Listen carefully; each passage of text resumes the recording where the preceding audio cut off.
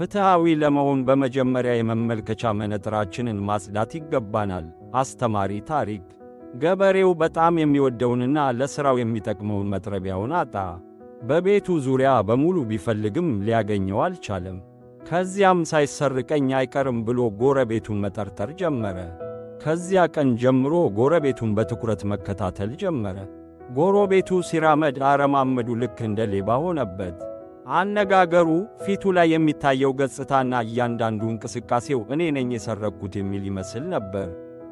ገበሬው ጎረቤቱ መጥረቢያውን እንደወሰደበት ፍጹም እርግጠኛ ሆነ።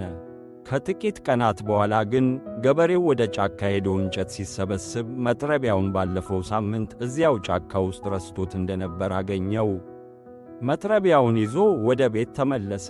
በማግስቱ ጎረቤቱን እንደገና አየው። በዚህ ጊዜ የጎረቤቱ አረማመድ፣ አነጋገሩም ሆነ ገጽታው ምንም አይነት የሌባ ምልክት አልነበረውም። ልክ እንደ ማንኛውም ተራ ሰው ሆኖ ታየው። አእምሮ ውስጥ በሚካሄደው ነገርም ተገረመ። ሰዎችን የምናየው እነሱ ባሉበት ማንነት ሳይሆን እኛ በአእምሮአችን በፈጠርነው ቅድመ ግምት ነው።